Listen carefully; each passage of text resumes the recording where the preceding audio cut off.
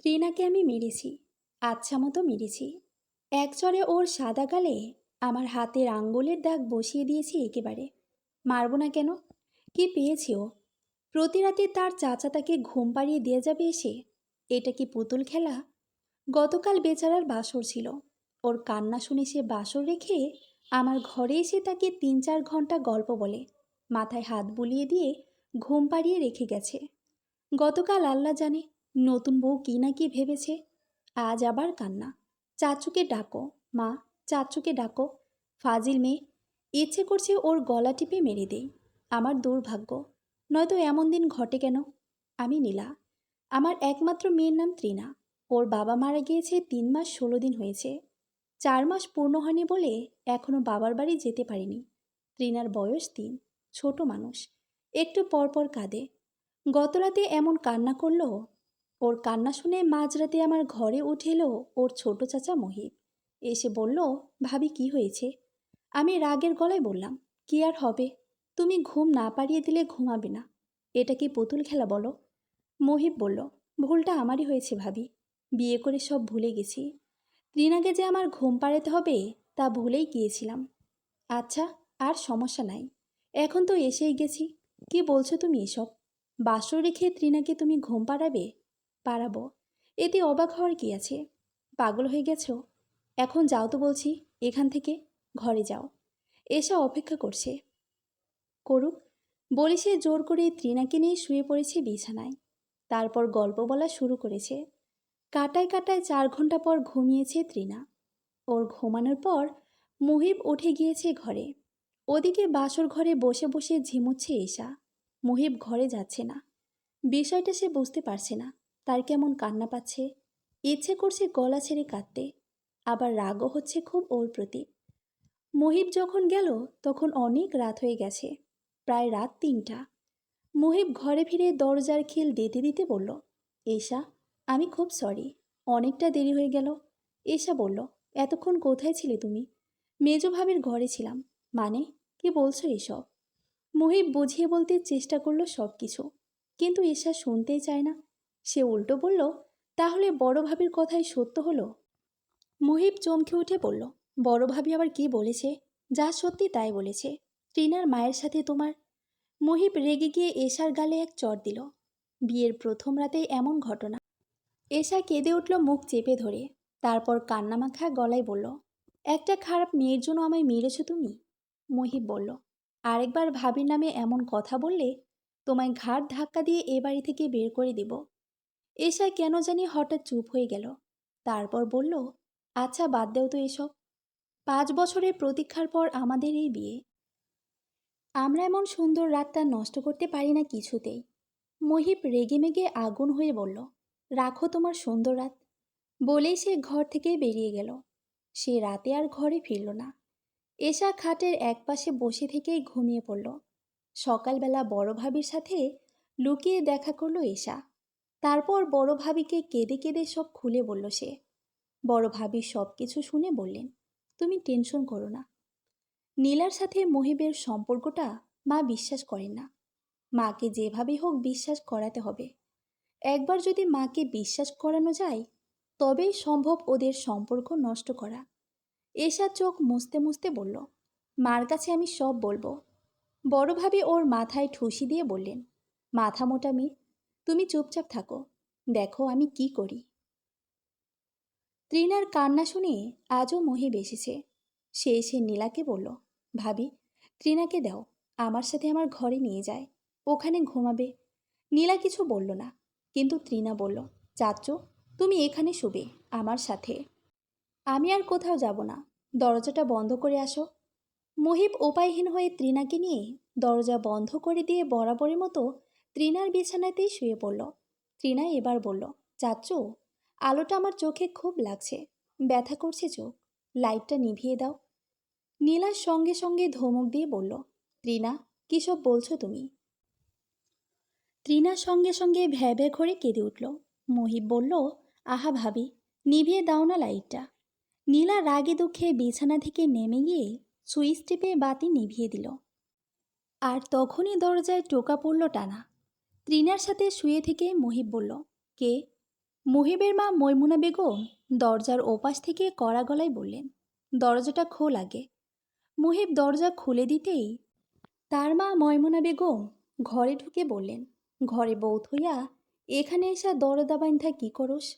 এই ঘরের বাতি নিভানো কিসের লাগা? মুহিব মার কথা শুনে থতমত খেয়ে গেল। নীলা বিছানা থেকে উঠতে উঠতে তার শাশুড়ির মুখে এমন কথা শুনে আবার ধরাস করে বিছানার ওপরই বসে পড়ল। শুধু তৃণা এলো দৌড়ে। এসে সে তার চাচুর হাত ধরে বলল, চাচু এসো, দরজাটা বন্ধ করে দাও। ময়মুনা বেগম তৃণাকে এক ধমক দিলেন। তৃণা ভ্যা ভ্যা করে সঙ্গে সঙ্গে কেঁদে উঠল। মহিব কিছু বলার আগেই ময়মুনা বেগম আবার বললেন, তুই অতটা পয়সা গেছোস? মহিব কিছু বলতে গিয়েও বলতে পারে না। সে আহত আর বিক্ষিপ্ত মনে ভাবে, মা কি তবে তার নিজের সন্তানকেও ভালো করে চিনতে পারেন না? তারপর ময়মুনা বেগম নীলার কাছে গেলেন। নীলা বিছানা থেকে নেমে দাঁড়ালো। তার মুখ একেবারে মলিন হয়ে গেছে, গলা শুকনো কাঠ। ময়মুনা বেগম চোখ লাল লাল করে বললেন, আমার ছেলে মারা গেছে তো এখনও ভরা 4 মাসও হয় নাই, এর মাঝে এইসব? আমার তো এখন মনে হইতেছে আমার ছেলের মৃত্যুতে তোমার নিজের হাত আছে। নীলার শাশুড়ির মুখ থেকে এই কথা শুনে থরথর করে কাঁপতে লাগল। তার মুখ ভেঙে কান্না আসছে, চোখ ফেটে বেরোচ্ছে জলকণা। নীলা মুখের আঁচল চেপে ধরে কাঁদছে। ময়মুনা বেগম বললেন, বড় বউ অনেক আগে থেকেই আমারে সতর্ক করছিল, কিন্তু আমি ওর কথা শুনি নাই। এখন দেখি ওর কথাই সত্য। মহিব তখন বলল, মা তুমি ভুল বুঝছো। আমি তো। মহিব তার কথা শেষ করতে পারল না। এর আগেই তার মা এক ধমকে তাকে থামিয়ে দিলেন। বললেন, চোর ধরা পড়ে গেলে বাঁচার জন্য অনেক কথা বানায়, কাটা বনের ভিতরে দিয়েও পথ বাইর করে, এতে লাভ হয় না। ধরা পড়া চোর আর পড়ে যাওয়া তেল দুটোই এক জিনিস। বাজে আপ্ত। তুই চোর, তৃণার মাও চোর। তোদের কারোর কথাই আমি শুনব না। আমি তোদের শাস্তি দিব। আর ঠিক তখন এবারের বড় বউ নাজমা এসে উপস্থিত হলো সেখানে। সে এসে তার শাশুড়িকে শান্ত গলায় বলল, মা আপনি অস্থির হচ্ছেন কেন? রাগের মাথায় কিছু করবেন না। ওরা হয়তো বা শয়তানের ধোকায় পড়ে এমনটা করেছে। তাছাড়া মহিব নতুন বিয়ে করেছে, বউ জানলে সর্বনাশ হবে। আর নীলার এমনিতেই শোকের সময়।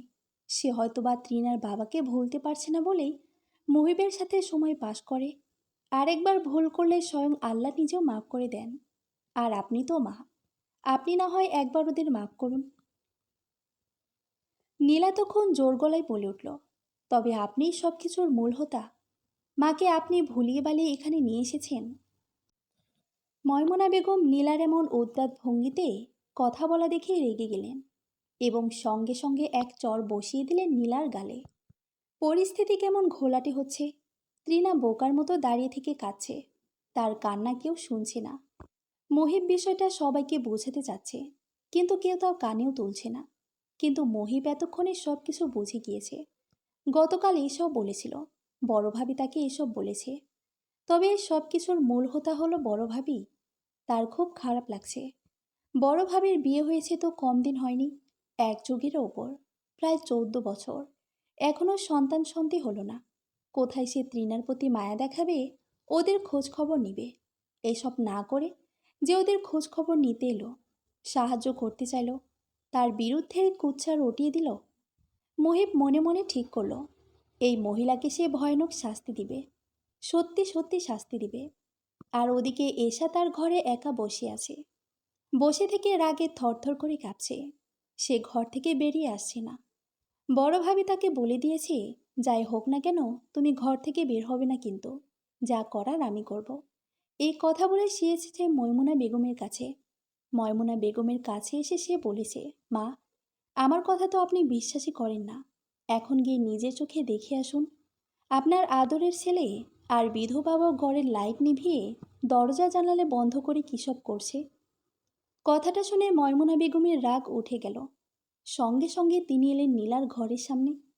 আর এসেই দেখলেন বড় বউ নাজমার কথাই ঠিক, ঘরের লাইট বন্ধ, ভেতর থেকে দরজা বন্ধ।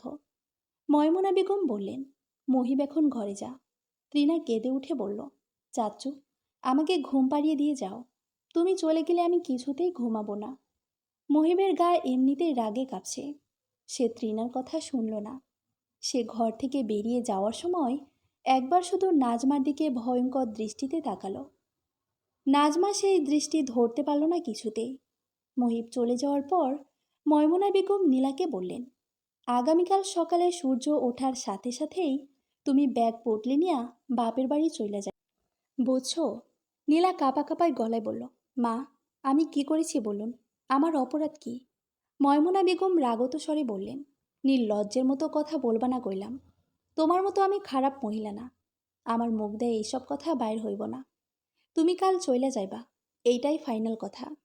নীলাকে আজ চলে যেতে হবে। তার কথা কেউ শুনছেই না, উল্টো বকাঝকা করছে সবাই। নীলা মেয়েটা সরল, একেবারেই সরল। মহিবকে সে ভাইয়ের মতো দেখত, নিজের ছোট্ট ভাইয়ের মতো। এই জন্যই তো মেয়ের আবদার মিটাতে দরজা বন্ধ কিংবা লাইট নিভিয়ে রাখতে সে তেমন একটা অস্বস্তি বোধ করেনি। তাছাড়া একটা বাড়িতে যখন অসহায় একটা মেয়ে কারো অনুগ্রহ পায়, তখন তাকে আপন মনে করে। মহিবকে তার তেমন মনে হয়েছিল। এটাই ভুল, বিরাট ভুল। নীলা বুঝতে পারেনি সে ভুল কিছু করছে। নীলা এখনও শিওর না ওই বিষয়ে, তবে বেশিরভাগ লক্ষণ দেখা গিয়েছে। কিন্তু এখন তার আর আনন্দ কিংবা উৎসাহ নেই এই বিষয়ে। আগে পরীক্ষা করে দেখেনি, এই জন্য যে তৃণার বাবার মৃত্যুর শোকটাই ভুলতে পারছিল না, তখন এসব মাথায় অত খেলেওনি। আর এখন তো বিপদেই পড়ে গেছে। এখন তো সাধারণ কোনো বিপদ নয়, মস্ত বিপদ। তার মন বারবার বলছে এমন কিছু না হোক, হলে সর্বনাশ হবে। ওরা কিছুতেই তাকে বিশ্বাস করবে না, এবং সে আপাতত বলতেও পারবে না কিছু। তারপর নীলা ভাবল বাড়ির কথা। এখানে তো তাকে থাকতেই দিবি না। আচ্ছা, সে যদি আজ বাড়ি ফিরে যায় তখন কেমন হবে ব্যাপারটা? মা বা বেঁচে থাকলে তাদের কাছে আশ্রয় নিয়ে যেত। মা তো সন্তানের বিষয়ে সব জানতা, কিছু না বললে মুখ দেখেই ঠিক বুঝে ফেলত। কিন্তু এখন কে বুঝবে তাকে? ভাই আর ভাবিরা তাদের নিজেদের সংসার নিয়ে ব্যস্ত, ততস্থ। তারা কি সহজে উটকো ঝামেলা ঘাড়ে বয়ে নিতে রাজি হবে? নীলেও যখন ওদের কানে সব মিথ্যে রটানো খবর গিয়ে পৌঁছাবে, তখন তারা বুঝতে পারবে তো তাকে। নাকি মহিবের মা মহিবকে যেভাবে ভুল বুঝেছে, ঠিক সেভাবে তার ভাই আর ভাবিরা তাকেও ভুল বুঝবে। নীলার সাথে এশার দেখা হয়ে গেল হুট করে। নীলা রান্নাঘরে ঢুকেছিল তৃণার জন্য দুধ গরম করে আনতে। এশা ওখানেই ছিল। নীলাকে দেখেই সে রাগে রাগে গলায় বলল, আপনাকে আমি খুব ভালো মানুষ ভাবতাম। তৃণার আব্বু মারা গেছেন, এই জন্য আপনাকে দেখে আমার মায়া হতো। কিন্তু এখন আপনাকে দেখলে আমার ঘেন্না হয়, বমি পায়। ইচ্ছে করে আপনার গায়ে বমি করে ফেলি। কথাগুলো বলতে বলতে এশা কাঁপতে লাগলো রাগে। এটাই স্বাভাবিক। একটা মেয়ে কখনো তার প্রেমিক অথবা স্বামীর অন্য কোনো প্রেমিকাকে সহ্য করবে না। নীলা তো তার চোখে এমনই। তাছাড়া ওরা দরজা জানালা বন্ধ, এমনকি ঘরের লাইট নিভন্ত অবস্থায় একসাথে ধরা পড়েছে। সে আর যাই করুক, নীলাকে ক্ষমা করতে পারে না। নীলার জন্যই মহিব তার কাছে ঘেঁষছে না। কাল রাত থেকেই মহিব ঘরে ফিরছে না, মোবাইল ফোন বন্ধ করে রেখেছে। নীলা কিছু বলতে পারল না, শুধু এশার দিকে জল ছলছল চোখে তাকালো একবার। তার বুকটা কেমন ছিঁড়ে যাচ্ছে, কষ্ট হচ্ছে খুব। এশার সাথে যেহেতু মহিবের প্রেমের সম্পর্ক ছিল অনেক আগে থেকে, তাই নীলার পরিচয়ও ছিল আগে থেকে, দেখাও করেছে কবার। নীলার কোনো বোন নাই, ভাই আছে দুজন, দুজনই বড়। এশাকে সে বোন মনে করত, ছোট বোন। এশায় এমন করে তাকে কথাগুলো বলতে পারল। নীলা তাড়াতাড়ি দুধ গরম করে ভুলে চুলো বন্ধ না করে রান্নাঘর থেকে বের হয়ে আসতে চেয়েছিল। পেছন থেকে এশা বলল, চুলোটা অফ করবে কে আপনার? মহিব এসে অফ করে দিয়ে যাবে? না মানে, আপনি তো আবার ওকে দিয়ে সব করান, মেয়েকে ঘুম পাড়ানো, নিজেকে ঘুম পাড়ানো। নীলা দাঁতে দাঁত চেপে এসে চুলোটা বন্ধ করে জোরে জোরে পা চালিয়ে ঘরের দিকে চলে গেল। ঘরে গিয়ে রাগ মেটালো মেয়ের সাথে। তৃণা কে যেন একটা বলেছিল যাতে রাগ করার কোনো কারণ নাই, কিন্তু সে ভীষণ রেগে গেল। রেগে গিয়ে এমন জোরে ওর গালে দুটো চর বসিয়ে দিল যে তৃণার গগন বেতারে চিৎকার শুরু করলো। ওর কান্নার শব্দ শুনে জলদি পায়ে এগিয়ে এলেন ময়মনা বেগম, যে মহিলা ছেলে মরার পর নাতিনের খোঁজ খবর পর্যন্ত রাখেনি। তিনি এসে নাতিনকে কাছে টেনে নিতে নিতে বললেন, এরে মারলা কেন? আমাদের কিছু করতে না পায়রা মেয়ের উপর রসুল তুলতেছ? নীলার আর সহ্য হচ্ছে না। সে মুখ ফসকে বলে ফেলল, আমার মেয়েকে আমি 100 বার মারব, এতে আপনার কি? ময়মনা বেগম নীলার এমন উদ্ধত গলার কথা শুনে নিজের কানকেই বিশ্বাস করতে পারছেন না। রাগে হাঁসফাঁস করতে করতে তিনি নীলাকে বললেন, তুই এখন আমার ঘর থেকে বের হ, 1 মিনিটের ভেতরে বের হইয়া যা। নীলা কি করবে না করবে কিছু বুঝতে পারছে না। তৃণার প্রতি তার দাদি সহানুভূতি দেখিয়েছে, এতে তৃণার উচিত দাদির পক্ষে যাওয়া। আর ছোট বাচ্চারা এমনই হয় অনেকটা। কিন্তু তৃণা তার দাদির কাছে গেল না। সে তার মায়ের আঁচল টেনে ধরে কাঁদতে লাগলো। নাজমা এসেছে চুপি চুপি এশার সাথে দেখা করতে। এশা বলল, ভাবি, আমি আজ তৃণার মাকে উচিত শিক্ষা দিয়েছি। নাজমা চকচকে চোখে এশার দিকে তাকিয়ে বলল, কেমনে কি করছো? এশা মৃদু হেসে বলল, কাটা কাটা কথা বলছি। বলছি, মহিব তো আপনার মেয়েরে ঘুম পাড়িয়ে দেয়, সাথে আপনারেও, আর নানান সেবা যত্নও করে। নাজমা ঠোঁট টিপে টিপে হাসে। এবার সে ফিসফিস করে বলল, শুনো, মা যেমন চড়া মানুষ এমন পড়াও, যেমন আগুন তেমন ঠান্ডাও। এখন রাগের মুডে আছে, তাই নীলাকে তাড়াতে চাইছে। রাগ মিটে গেলে সব শেষ। নীলাকে আর তিনি তাড়াবেন না, নিজে একটু শাসিয়ে রেখে দেবেন। এশা বলল, তাহলে এখন কি করা? নাজমা বলল, টেনশন কইরো না, তুমি আমার ছোট বোন, তোমার শান্তির জন্য আমি সব করতে পারি। তুমি একটা কাজ করবা শুধু, মহিব বাসায় ফিরলে মহিবকে বলবা তুমি আমাকে ডিভোর্স দিবে, বুঝছো? এশা বলল, বুঝেছি।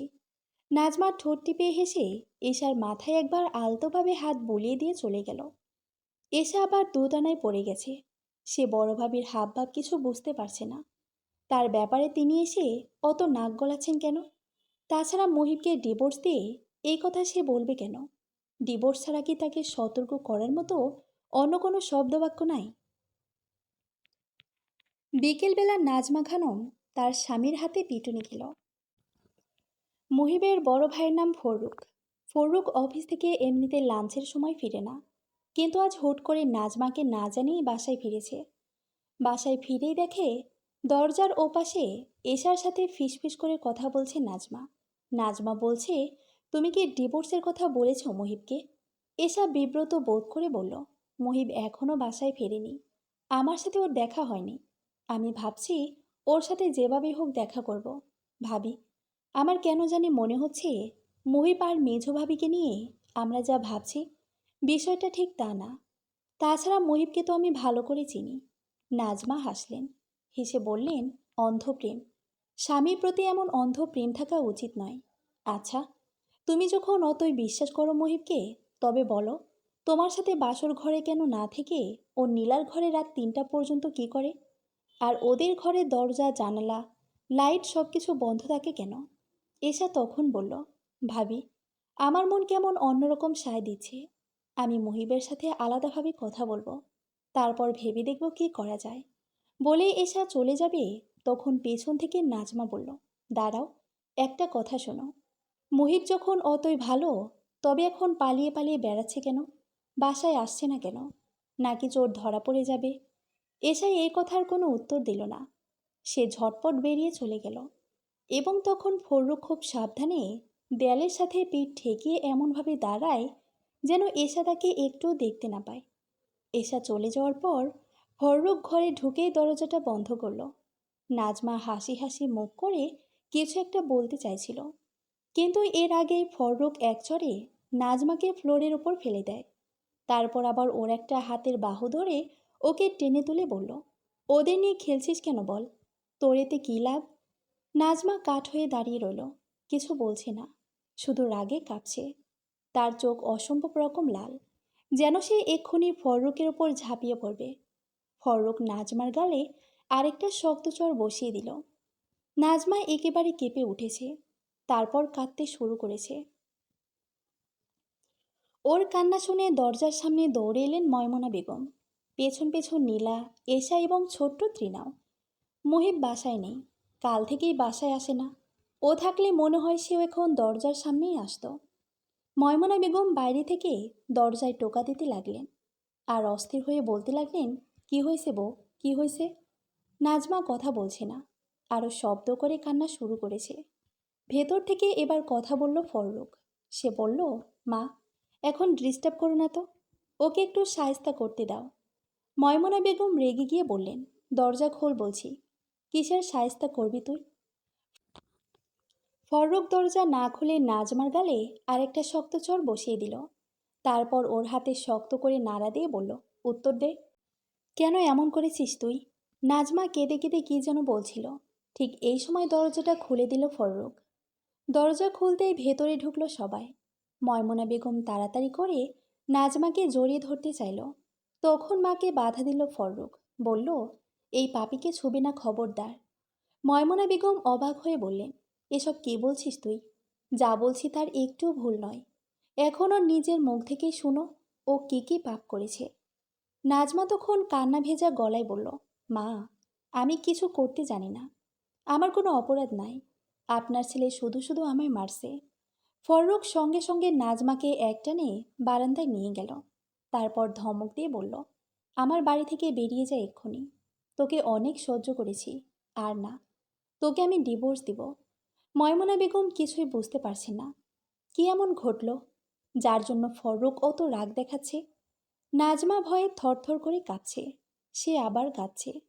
ফররুখ বলল, আগামীকাল ডিভোর্স পেপার পেয়ে যাবি, আজ মুখ খুলে বলে দিবি তালাক। নাজমা দৌড়ে এসে ফররুখের মুখ চেপে ধরে ফেলেছে। ফররুখ এক ধাক্কা দিয়ে নাজমাকে দূরে সরিয়ে ফেলে আবার বলল, তালাক। নাজমা গগন বিদারী চিৎকার করে উঠে বলল, আমি সব বলছি, তুমি দয়া করে আরেকবার তালাক বলবে না, আল্লাহর দোহাই লাগে। ফররুখ নিজেকে শান্ত করল। দুইবার তালাক বলে থেমে গেল। নাজমা এবার একে একে সব বলতে লাগলো। সে বলল, আমি সব দোষের দোষী। ত্রিনার বাবা মরার পর থেকেই মার চোখে সবসময় নীলাকে দোষী হিসেবে উপস্থাপন করতাম। এমনকি ত্রিনাকেও তার দাদের আদর থেকে বঞ্চিত করেছি। তাছাড়া আমি এটা জানতাম যে ত্রিনা মুহিবকে ছাড়া ঘুমোয় না। জানার পরেও মার কাছে কথাটা ঘুরিয়ে ফিরিয়ে বলেছি, আর এশার কাছেও আমি উল্টাপাল্টা কথা বলেছি।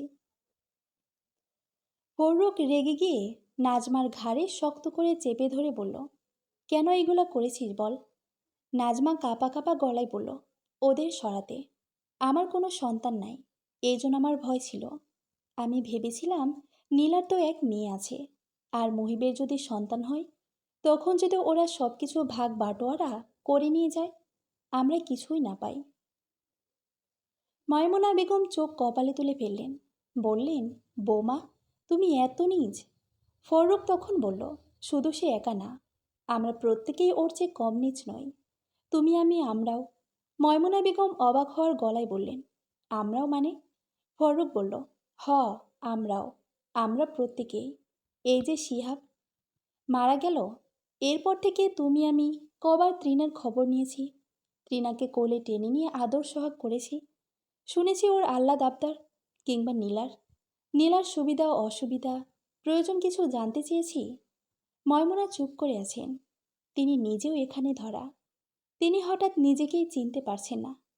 কেন এমন দায়িত্ব জ্ঞানহীন হয়ে পড়লেন তিনি? নিজের মৃত ছেলের বউ, নিজের রক্তের একমাত্র নাতিন, এদের কেন শুধু শুধু এতদিন তিনি দূরে দূরে সরিয়ে রেখেছেন? ময়মনা বেগমের কান্না পাচ্ছে। তিনি ত্রিনাকে কাছে টানতে চাইলেন, কিন্তু ত্রিনা কাছে আসছে না। ছোট বাচ্চারা এমনই হয়, এরা আদর না পেলে কারো কাছে যেতে চায় না, বাবার কাছেও না। ময়মনা বেগম তবুও জোর করে ত্রিনাকে কোলে টেনে নিলেন। ওর গালে কপালে চুমু খেলেন। তারপর বললেন, আর তোমারে দূরে রাখুম না বাবু, এখন থাইকা তোমারে আমি নিজে ঘুম পাড়ায় দেব। ত্রিনা সঙ্গে সঙ্গে বলল, আমি তোমার সাথে ঘুমাতে যাব না, আমি ছোট চাচ্চুর সাথে ঘুমাবো। ময়মনা বেগম বললেন, আচ্ছা ঠিক আছে, ছোট চাচ্চুর সাথেই ঘুমাবে। ত্রিনাকে মনে করে যেন খিলখিল করে হেসে উঠল। এবার ফররুখ নীলার দিকে তাকালেন। তারপর মায়াময় গলায় বললেন, বোন, তুমি আমাদের ক্ষমা করে দিও, তোমার সাথে অনেক অন্যায় হয়েছে। আমরা তোমার খবরাখবর নেই না, প্রয়োজন মেটায়নি, এটা আমাদের বিরাট বড় অন্যায়। নীলা কাঁদো কাঁদো গলায় বলল, ভাইয়া, এমন করে বলবেন না, আপনারাই তো আমার আপনজন, আমার গুরুজন। আপনাদের আদর সোহাগ শাসন বারণ নিয়েই আমি বেঁচে থাকতে চাই। ফররুখ এবার বলল, নীলা, তোমাদেরও ছোট্ট একটা ভুল আছে, তোমার আর মুহিবের। তোমরা তো বড়, বড়দের অত অসচেতন হয়ে চলে না। তুমি জানো মহিবকে তুমি ভাইয়ের মতো দেখো, মহিব জানে সে তোমায় বোনের মতো দেখে। কিন্তু আমাদের সমাজ, সমাজ তো শুধু সুযোগ খোঁজে। আমাদের সমাজটা যে ভালো না বোন। আমাদের সমাজ কখনোই কাউকে নিয়ে ভালো কিছু ভাবতেই পারে না। এদের কাজ হলো সবসময় মানুষকে নিয়ে কুৎসা রটানো, খারাপ কিছু আন্দাজ করা। নীলা কাঁপা কাঁপা গলায় বলল, এমন কিছু আর হবে না ভাইয়া। ফররুখ বলল, ঠিক আছে। আর ত্রিনা এখন থেকে এশা আর মহিবের সাথে থাকবে। আর তোমার সাথে থাকবে মা। ইচ্ছে করলে তুমি একাও থাকতে পারো। মোট কথা, তোমার যেভাবে থাকতে ইচ্ছে করে সেভাবেই থাকো। নীলা বলল, আচ্ছা ভাইয়া। নাজমাকে নিয়ে কিছুতেই সংসার করবে না ফররুখ। তালাক দেওয়া হয়নি। 2বার তালাক বললে তালাক হয় না, 3বার বলতে হয়। তবে সে নাজমাকে ঘর থেকে বের করে দিয়েছে। নাজমা বারান্দায় মন খারাপ করে বসে আছে। সে কাঁদছে। এবার তার জন্মের শিক্ষা হয়েছে। মনে মনে ঠিক করেছে এমন জঘন্য ভুল আর সে করবে না। ময়মুনা বেগম নাজমাকে বসে থেকে কাঁদতে দেখে তার কাছে এলেন। এসে পাশে বসে বললেন, বৌমা, তুমি অতটা নিচু কাজ করবে তা আমি ভাবতেও পারিনি। তোমার নিজের কোনো সন্তান নাই, এত বছরের সংসার, কিভাবে এমন কিছু করলে তুমি? তোমার তো উচিত ছিল রিনাকে কাছে টেনে নেওয়া, নিজের সন্তানের মতো আদর করা। নাজমা কেঁদে কেঁদে বলল, এখন থেকে ওকে নিজের মেয়ের মতোই দেখব। ময়মুনা বেগম বললেন, তুমি অনেক দেরি করে ফেলেছ, এখন আর সম্ভব না। ফররুখ তোমারে রাখবো না বলছে। নাজমা তার শাশুড়ির পায়ে পড়ে গেছে। সে পায়ে পড়ে কাঁদতে কাঁদতে বলল, মা, আমি ভালো হয়ে যাব। আমার ভুল হয়ে গেছে, অন্যায় করেছি আমি। আর কখনোই এমন করব না। আমায় শুধু একবার ক্ষমা করুন। অত বড় শাস্তি আমায় দিয়েন না মা। ময়মুনা বেগম খানিক সময় চুপ করে রইলেন। নাজমা কাঁদতে কাঁদতে বারবার একটা কথাই বলছে, আমি আর কখনো এমন জঘন্য কাজ করব না। আপনারা আমায় এই বাড়ি থেকে বের করে না দিয়ে যে শাস্তি দেন, তাই মাথা পেতে নিব। ময়মুনা বেগম এবার নাজমাকে বললেন, বৌমা, ছেলের মাথা এখন গরম। তোমার এখানে থাকা উচিত হবে না। তোমায় দেখলে রাগে ও আরেকবার তালাক বলে দিবে। তখন সর্বনাশ হবে। তালাক প্রাপ্তা হয়ে যাইবা তুমি। এর চেয়ে এটাই ভালো হবে যে তুমি 2-3 মাস বাবার বাড়ি গিয়ে থাকো। রাত পড়লে ফররুখ নিজে গিয়েই তোমায় নিয়ে আসবে।